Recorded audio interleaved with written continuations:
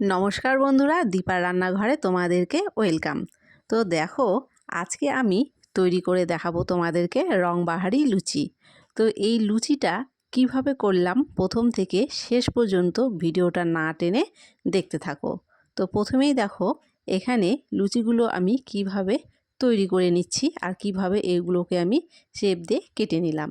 তারপরে দেখো এখানে বেলে নিচ্ছি, আর এর রংটা কত সুন্দর এসেছে। তো কিভাবে করলাম পুরো ভিডিওটি দেখে নাও।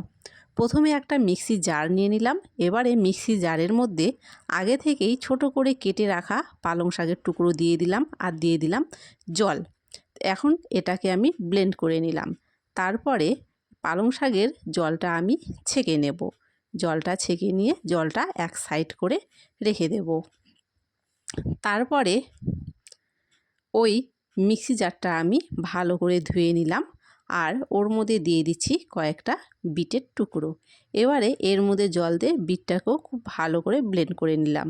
তারপরে একই রকমভাবে একটা ছাঁকনির সাহায্যে বিটের জলটাকে ছেঁকে নিচ্ছি। তো এইভাবে ছেঁকে নেওয়ার ফলে নিচে যে দানা ভাবটা পড়ে যায় সেটা সম্পূর্ণ বেরিয়ে যাচ্ছে। তারপরে সেটাকে সাইড করে রাখলাম, আর এখানে নিয়েছি আমি আজকে লুচির জন্য আটা।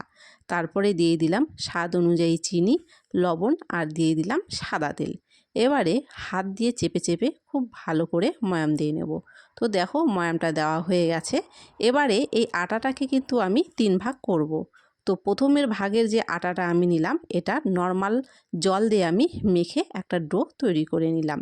এবারে এই ডোটাকে সাইড করে রেখে আরও অর্ধেক আটা এবারে আমি নিয়ে নিলাম। এখন আমি পালং শাকের যে জলটা তৈরি করে রেখেছিলাম, সেই পালং শাকের জলটা দিয়ে আটাটাকে মেখে একটা ডো তৈরি করে নিলাম। এবারে এটাকে সাইড করে রেখে নিলাম, আর পরে সবটুকু আটা আমি এখানে নিয়ে বিটের যে জলটা রেখেছিলাম সেটা দিয়ে আটাটাকে খুব সুন্দর করে মেখে একটা ডো তৈরি করে নিলাম। তো দেখো, এখানে 3 রকমের ডো তৈরি হয়ে গেল। এখন একটু আটা ছিটিয়ে দিয়ে এগুলো আমি বেলে নেব রুটির আকারে। রুটি আমরা যেভাবে বেলে নিই সেভাবেই বেলবো, কিন্তু রুটিটা বেলার সময় একটু পাতলা করে বেলি, এটা একটু বেলার সময় মোটা করে বেলে নিতে হবে। প্রথমে রুটিটা বেলা হয়ে গেল, তারপরে পালং শাকের রুটিটা এভাবে আমি বেলে নিচ্ছি। 2 নাম্বার রুটিটাও আমাদের বেলা হয়ে গেছে। এরপরে 3 নাম্বারের বিটের রুটিটাও এভাবে বেলে নিচ্ছি। দেখো, সবগুলো আমি সমান আকারে বড় বড় করে বেলে নিয়েছি। এবারে এগুলোকে আমি সাজিয়ে নিচ্ছি।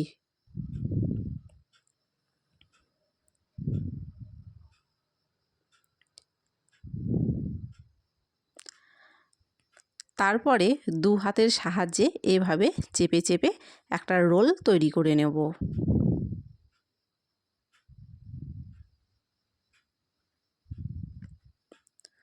এরকম একটা রোল তৈরি করে নেওয়ার পরে ঠিক 2 হাত দিয়ে এইভাবে চেপে চেপে এটাকে একটু লম্বা করে নেব। তার সাথে সাথে কিন্তু এটা খুব ভালো করে সেট হয়ে যাবে।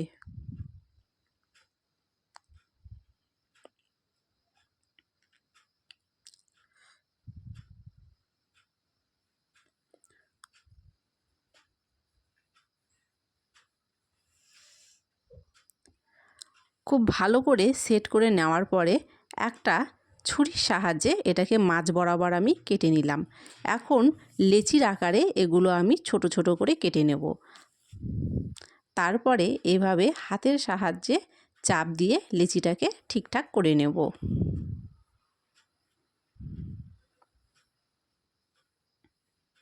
এভাবে দেখো, সবগুলো লেচি আমি বানিয়ে নিয়েছি, আর দেখতে কিন্তু খুব সুন্দর লাগছে। তারপরে একটু তেল দিয়ে লুচিগুলো বেলে নেব।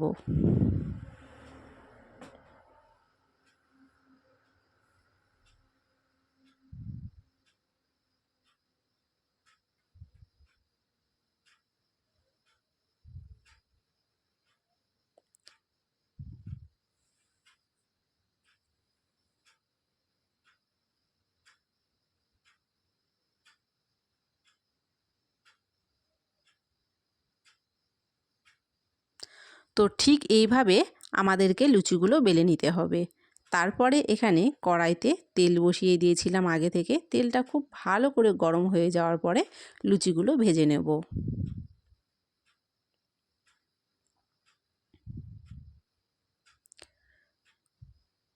তো দেখো প্রথমে দেওয়া লুচিটাই কিন্তু খুব সুন্দর করে ফুলে উঠেছে, আর এর মধ্যে রঙগুলো খুব সুন্দরভাবে ফুটে উঠেছে।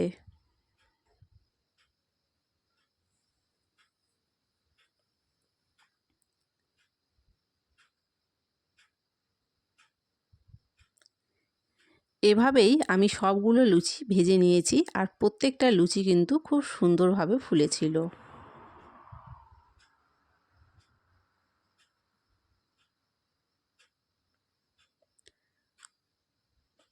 লুচিগুলো আমি ভেজে নামিয়ে নিলাম, আর দেখো এখানে একটা থালাতে দিয়ে দিয়েছি। তো কেমন লাগলো আজকের রেসিপি কমেন্ট করে অবশ্যই জানিও। ভালো লাগলে অবশ্যই একটা লাইক করে চ্যানেলটিকে সাবস্ক্রাইব করে দিও, আর পাশে থাকা বেলটিকে অবশ্যই প্রেস করে দিও, তাহলে আমার দেওয়া ভিডিওগুলো সবার আগে তোমাদের কাছে পৌঁছে যাবে।